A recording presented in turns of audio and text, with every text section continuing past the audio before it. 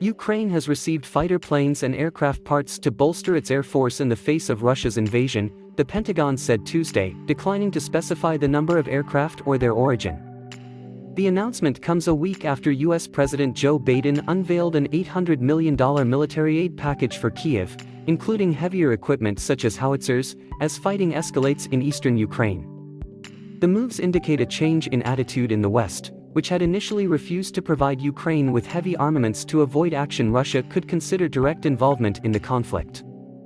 Ukrainian forces right now have available to them more fixed-wing fighter aircraft than they did 2 weeks ago, Pentagon spokesman John Kirby told reporters on Tuesday.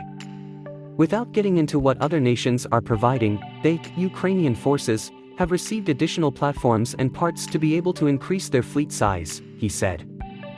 Kirby did not specify the type of aircraft delivered to the Ukrainian military, which had been pleading for warplanes for weeks, but suggested that they were Russian-made. Other nations who have experience with those kinds of aircraft have been able to help them get more aircraft up and running, Kirby said.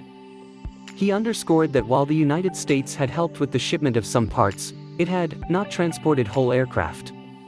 Kyiv has asked its Western partners to provide MiG-29 fighter jets that its pilots already know how to fly, and which a handful of Eastern European countries have.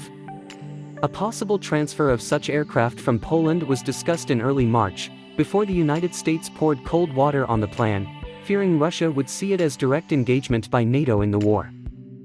The United States and the European Union announced Tuesday they would continue sending aid to Ukraine. Biden met via video call with the leaders of France, Britain, Germany, Romania, Poland, Italy, Canada, Japan, and the European Commission. They reached a broad consensus on the need to increase pressure on the Kremlin, the Italian government said. In particular, the leaders reaffirmed their commitment to ongoing provision of security, economic, and humanitarian assistance, White House spokeswoman Jen Psaki said in a statement.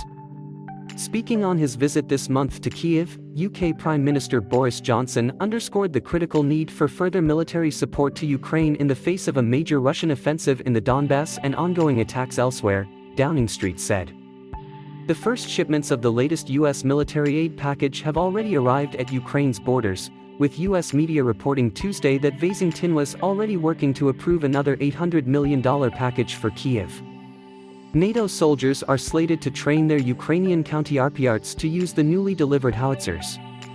While the handling of U.S. howitzers is not fundamentally different to that of the howitzers the Ukrainian military has already used, those Washington has sent use 155mm shells, common in NATO countries, while Ukraine still uses Russian-made 152mm shells.